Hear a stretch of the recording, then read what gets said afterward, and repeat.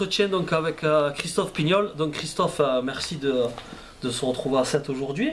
Est-ce que déjà vous avez eu en tant que footballeur professionnel des matchs contre le FC 7 ou ça vous est jamais arrivé? Jamais. Jamais? Jamais. Moi j'ai suivi 7 parce que j'ai joué notamment en deuxième division et d'abord je suis originaire du Sud.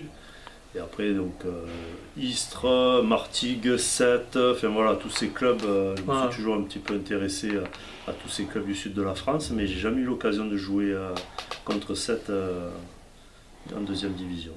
Alors vous êtes natif d'Aubagne. Oui. Une belle équipe d'ailleurs actuellement, je ne sais pas si vous les suivez. Pas du tout. C'est une équipe qui vise la montée en nationale, donc qui est pas mal.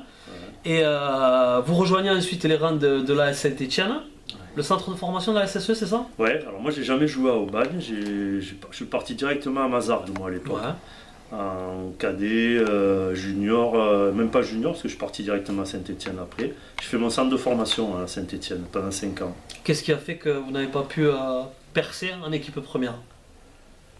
À Saint-Étienne? Oui.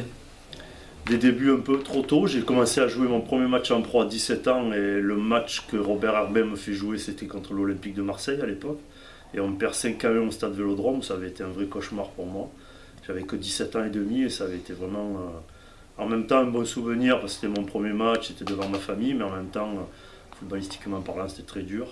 Donc j'ai été mis un peu en troisième division, on m'a dit tu vas continuer à faire tes classes. Et puis j'ai essayé de m'accrocher, puis j'ai jamais malheureusement réussi à jouer un nouveau match en professionnel à Saint-Étienne. Ça fait partie de mes regrets, parce que j'aimais bien ce club.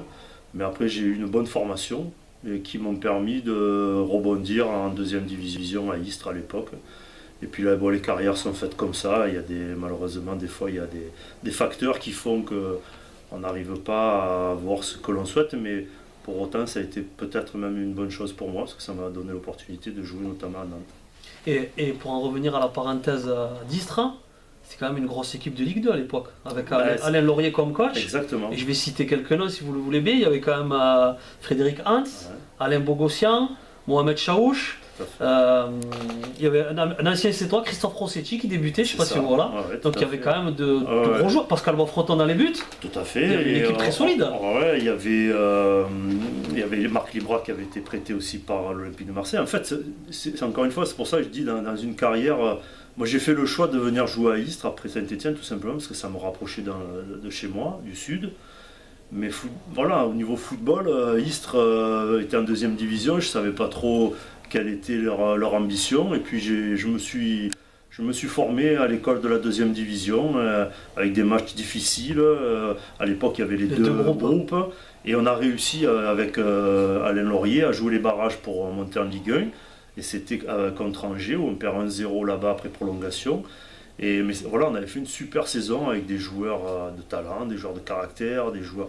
Et c'est une bonne école la deuxième division. Et je suis resté 2 ans à Istres jusqu'à ce que Robert Budzinski et Coco Ciodo quelque part me repèrent lors d'un match et me font signer au FC Nantes. Je pense qu'on peut dire que cette équipe du FC Nantes, en particulier forcément la saison 94-95, c'est une des plus belles, si ce n'est la plus belle de l'histoire du championnat de France en termes de spectacle, de jeux spectaculaires, des individualités. Pour moi, il y avait des individualités qui brillaient, mais c'était quand même la force d'un groupe. Tout ce groupe était là pour faire briller ces individualités. C'est exactement ça. Et le record des 32 matchs en défaite. Voilà, on en a encore parlé cette semaine avec un journaliste de Nantes qui faisait un sujet sur le titre de 94-95. Qu'est-ce qui faisait qu'on était supérieur aux autres équipes avec un potentiel peut-être même individuellement plus important que nous, comme le PSG, comme Monaco, comme Lyon. En fait, c'est que effectivement, vous avez raison, les individualités, le talent étaient au service du collectif. Et en fait, on avait pris très vite conscience qu'ensemble, on était capable de faire des choses extraordinaires dans le championnat. On l'a très vite pris conscience. Et puis voilà, on a essayé d'appliquer les principes de jeu de Coco Ciodo sur du jeu en mouvement, sur des transitions rapides, sur des entraînements qui étaient basés sur la mobilité, sur le 1-2-3. Enfin, Et on a appliqué ces principes de jeu tout au long de la saison. Parfois c'était difficile quand on jouait, on a joué Martigues à l'époque, on ramène des matchs nuls, il y a des matchs où c'était compliqué, mais encore une fois il y avait aussi l'abnégation, il y avait la solidarité, il y avait du caractère dans cette équipe, donc il y avait un mélange de tout ça, et qui a fait que avec le recul on se dit on a fait une saison voilà, presque, alors je dirais pas parfaite, parce qu'il n'y en a pas de saison parfaite, mais on a fait une saison qui a marqué les esprits. Ouais. 2 titres de champion de France, puisque après avec Monaco également est champion de France. Quelle a été pour vous la meilleure des 2 équipes? Ça a été le FC Nantes ou l'AS Monaco? Je sais que c'est difficile de comparer. Non, c'est pas que c'est difficile, c'est qu'en fait c'était pas du tout pareil. Nantes, c'était encore une fois, c'était un collectif, c'était... Puis moi je découvrais le haut niveau, et puis je me suis imprégné en fait de la culture du FC Nantes, je me suis imprégné de la culture footballistique du FC Nantes, et on a réussi à obtenir ce titre avec vraiment tout un collectif. À Monaco, je suis rentré dans un environnement qui était différent. Des joueurs étrangers, beaucoup de joueurs étrangers qui arrivaient, un club avec un statut déjà beaucoup plus... j'allais dire beaucoup plus élevé, ça veut rien dire, mais disons qu'il y avait déjà à Monaco des joueurs reconnus, des joueurs internationaux. Il y avait Barthez, il y avait Henry, Trezeguet, Benarbia, Sonny Anderson. Sonny, je l'ai croisé parce que quand je suis arrivé, il partait à Barcelone. Mais voilà, il y avait des équipes, des joueurs déjà avec un statut, une maturité déjà qui en imposait. Donc pour moi, au niveau du challenge sportif, c'était vraiment franchir un palier. J'avais connu les 4 ans à Nantes où on avait fait cette saison 94-95, la demi-finale en Champions League contre Turin, et j'avais l'impression aussi moi d'avoir besoin de me prouver que j'étais capable d'aller jouer ailleurs qu'à Nantes, comme la plupart de mes partenaires d'ailleurs, parce que ce soit Loco, Carameux, Ouénec, qui sont tous partis aussi. Donc juste le fait de se dire est-ce que je suis capable aussi de jouer dans un autre club, et j'ai eu l'opportunité de signer à Monaco, qui jouait la Champions League aussi, et on a été champion en 2000, et on a perdu également contre la Juventus en demi-finale de la Champions League. Mais j'ai connu des joueurs extraordinaires, que ce soit Gallardo, Marquez, Simonet, Ikpeba, John Collins, voilà. Ça permet d'enrichir en fait ses propres connaissances et sa propre culture de foot, de jouer, de s'entraîner aux côtés des joueurs comme ça, quoi. Et des joueurs que je cite parce qu'on les cite jamais, mais je les avais beaucoup appréciés, Robert Spear et Mohamed Kandjik. Tout à fait. C'était sacré gabarit. Ils sont arrivés en même temps que moi. Oui, et puis des gars géniaux, quoi, des gars très sympas, qui avaient envie de s'intégrer dans le football français, qui avaient envie de s'intégrer dans la vie. Des très bons souvenirs de ces gars, quoi. Malheureusement, on perd de vue après une fois que les années passent, mais c'est des personnes qui ne laissent pas indifférentes, quoi. Voilà. Quelle a été la demi-finale la plus frustrante? La première avec Nantes et l'expulsion notamment de Bruno Carotti, me semble. Voilà, c'est sans aucun doute. Celle-là? Ah oui, alors pourquoi celle-là? Alors, vous venez de le citer, parce que d'abord, je pense que cette année-là, on avait une équipe pour aller en finale. Je ne sais pas gagner la Champions League, je n'ai aucune idée, mais par contre, on avait la place de battre la Juventus sur le match aller-retour. On avait vraiment le potentiel pour aller en finale. Il y a ce fait de jeu avant la mi-temps où Carotti se fait expulser. Donc, quelque part, et puis il y a ce match retour où malgré tout on gagne le match. Donc voilà, il y a un peu de regret par rapport à cette demi-finale, parce que je pense qu'on avait collectivement, et même on avait des joueurs pour faire la différence, comme Jafet Endoram, qui était capable de faire la différence. Et je pense qu'il y avait beaucoup de frustration dans cette demi-finale perdue contre la Juve. Sur la demi-finale face à la Juve avec Monaco, c'était un peu différent parce qu'on n'avait pas été très bon à l'aller. Un penalty un peu litigieux quand même, non? Ouais, voilà, mais souvent à Turin d'ailleurs. Souvent à Turin, puis au match retour, ça n'avait pas été, on n'avait pas fait. Voilà, sur les 2 confrontations, on ne peut pas dire on était au-dessus de la Juventus. Autant avec Nantes, je pense qu'on avait cette année-là, mais il faut poser la question à Didier Deschamps. Il jouait contre nous, mais il veut peut-être dire le contraire. Mais ils avaient une belle équipe, attention, c'est pas ce que je veux dire. Mais je pense que Nantes avait cette année-là peut-être la possibilité de goûter à la finale de la Champions League. Alors, à la fin de votre aventure à Monaco, un cycle se termine. c'est pas vous faire offense que vous jouez ensuite des challenges un peu moins importants, mais vous avez déjà visé tellement haut avec Lille. Et Lille, c'est quand même le début d'une renaissance aussi pour le club. Et vous, j'imagine des choses que vous n'auriez pas imaginé de vivre au départ. Exactement. Moi, je jouais plus à Monaco. Claude Puel ne me faisait plus confiance. Il avait préféré faire jouer à l'époque, c'était Philippe Léonard qui jouait à gauche. Le Belge, qui était un très bon joueur.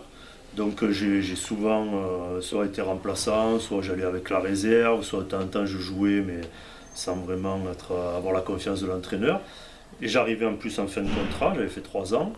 Et l'opportunité s'est présentée que Vahid Halilovic et Pierre Drey aussi étaient venus me voir à Monaco. Ils montaient en Ligue 1, Lille, avec un groupe pareil, un groupe exceptionnel en termes de valeur. Et premier match contre Monaco. Et premier match contre Monaco, exactement. Ah ouais. Et j'ai découvert là aussi un groupe avec des valeurs de combativité, des gars qui n'avaient pas le talent qu'on avait à Nantes, mais qui avaient par contre un gros cœur, qui se battaient vraiment pour l'équipe, avec D'Amico, Perlat, Bakary, Sigan, Johnny Ecker. En fait, des gars, je veux dire, si vous les prenez un par un, vous allez vous dire c'est des joueurs plus que moyens, mais par contre collectivement, ils étaient capables de renverser des montagnes.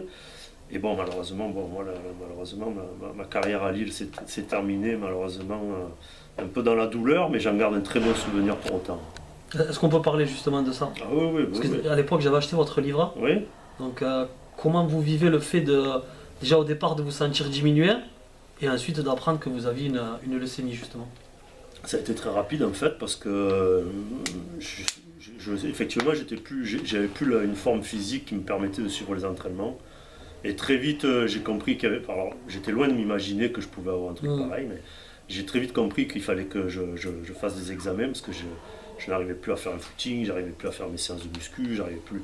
Et Vahid, il plaisantait un peu là-dessus en me disant il va falloir que tu te remettes, dis à ta femme qu'elle te fasse à manger.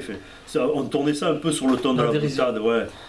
Mais bon, au bout de quelques jours, quand même, c'était plus rigolo. Et donc, j'ai fait un examen sanguin. Un peu plus classique, et où là le verdict est tombé, leucémie aiguë, hospitalisation, rapatrié à Marseille dans un état comateux, et les traitements, voilà. Après on rentre dans une lessiveuse, quoi. Après on rentre dans un truc où on connaît rien, on comprend rien, on subit, mais en même temps j'étais soutenu, en même temps j'avais des gens autour de moi, j'avais ma famille, les gens de Lille, les copains du foot, le monde du foot. Même le monde du sport, je dirais, parce qu'il y a même d'autres sportifs, d'autres disciplines qui m'ont écrit, qui m'ont envoyé un mot sympa, mais voilà, après c'était moi qui étais dans mon lit, donc je me suis battu. Je pense que dans mon malheur, j'ai eu la chance d'être un sportif de haut niveau, parce que dans les traitements, ils ont pu aller quand même très très loin. D'ailleurs, l'hématologue me l'a dit quelques années après. Et le fait d'avoir un corps sain, d'avoir fait du sport, d'avoir peut-être le mental aussi certainement. Et voilà, j'ai passé une année de traitement et derrière j'ai arrêté ma carrière. Alors c'est plus que secondaire après ce que vous venez de nous raconter, mais il me semble que vous avez fait une petite pige quand même après du côté d'Andrézieux. Ah, très bien, ouais, donc vous avez quand même, ouais, je suis passionné, donc vous avez continué à toucher le ballon. Est-ce que c'était un challenge? Voilà ce que j'allais dire. En fait, je m'étais fait à l'idée, ça n'a pas été facile comme décision à prendre parce que il fallait que je prenne la décision d'arrêter ma carrière professionnelle. Et là, quel âge vous aviez à l'époque? 31 ans. Ah, vous étiez encore jeune. Il me restait 2 ans de contrat avec Lille. Et Vahid, à l'époque, me dit prépare-toi chez toi dans le sud tranquillement et tu reviens faire la préparation avec nous et on te reprend dans le groupe. Ok, très bien, super. Et en fait, au bout de 15 jours, 3 semaines, 1 mois, j'ai vite compris que j'avais plus la force. Et puis, non seulement j'avais plus la force physique, mais j'avais plus le mental, quoi. C'est-à-dire que j'avais plus envie de m'enfermer dans une salle, faire de la muscu, faire des footings tout seul, j'avais plus envie. Vous aviez remporté le dernier combat, j'avais envie de profiter. En fait, voilà, j'avais envie de profiter de la vie, tout simplement, de mes enfants que j'avais pas vus pendant 1 an.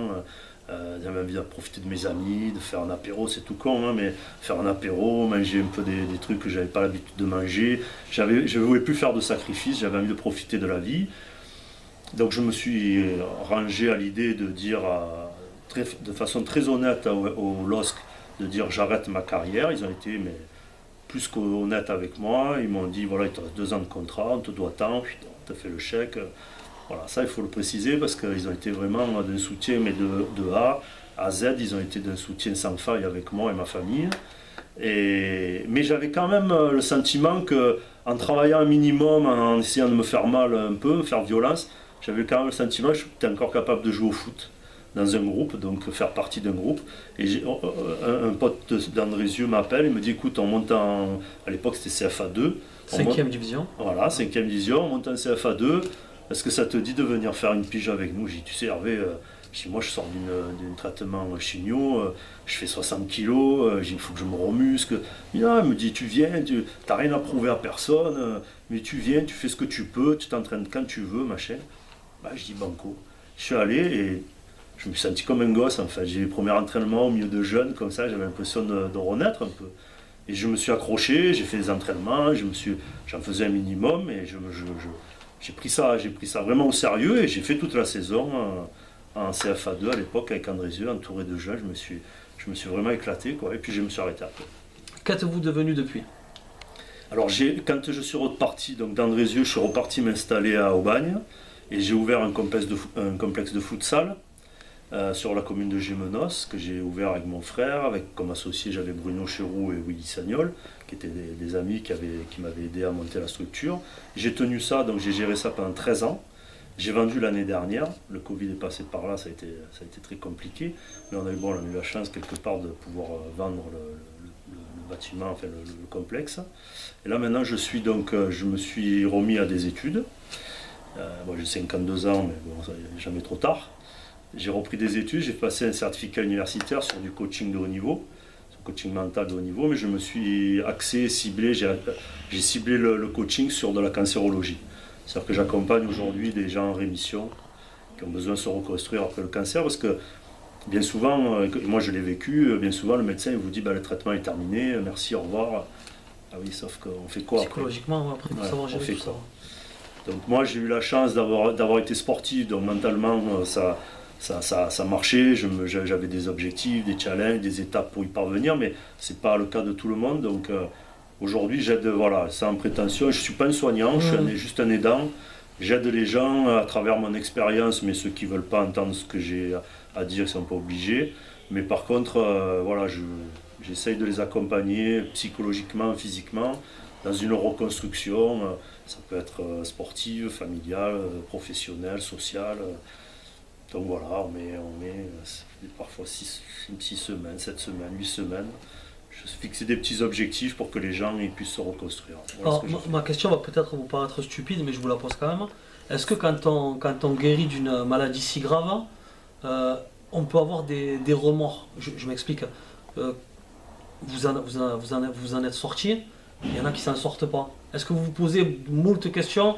Pourquoi moi je m'en suis sorti? Pourquoi cet enfant, admettons, ne sait pas, ça doit être dur aussi psychologiquement tout ce genre de questions. La question, on se la pose quand on est atteint, quand la maladie nous touche. Ouais, cette question, c'est pourquoi moi, pourquoi ça me tombe dessus. Après, quand on touche du doigt ce qu'est la maladie, malheureusement, il n'y a pas de règle. Il n'y a pas de règle, c'est malheureusement des enfants. Moi j'avais 30 ans quand je suis tombé malade, sportif de haut niveau, je ne sais pas pourquoi. Je pense qu'il ne faut pas chercher, très honnêtement, il ne faut pas chercher à savoir pourquoi ça me tombe dessus. Il ne faut pas se poser cette question, mais c'est un passage obligé, l'acceptation de la maladie, il faut l'accepter. Une fois qu'on l'a accepté, il faut aller de l'avant, quoi. Et après, pour répondre à votre question, non, moi j'ai jamais eu de remords. Au contraire, je dirais même que... C'est rigolo de dire ça, mais je pense que la maladie, ça a été une chance pour moi. Je le dis aujourd'hui parce que j'ai le recul pour le dire.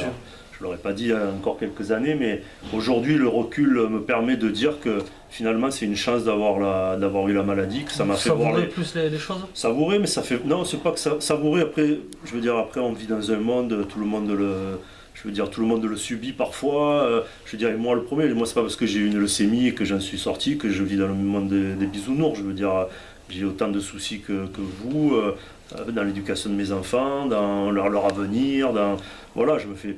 Par contre, c'est vrai que ça me fait relativiser beaucoup de choses.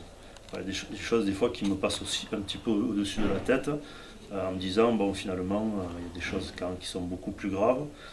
Et c'est pour ça aussi que le fait d'avoir passé ce diplôme universitaire sur du coaching en cancérologie me permet aussi de donner du sens à la maladie. Je me dis, si j'ai eu la maladie, c'est peut-être aussi parce que derrière, Alors c'est pas un devoir, mais je dois apporter quelque chose aux autres. Voilà, ça donne du sens. Voilà. Encore une fois, je suis en recherche de sens. Donc pour moi, le coaching en cancérologie donne du sens à la maladie. Vous avez entraîné au bagne, hein, il me semble, de... Pas longtemps. Ah, je croyais 2 ans, non? Même pas, 1 an et demi. Non, alors encore une fois, j'ai ma part de responsabilité là-dedans. Je suis assez droit dans mes bottes.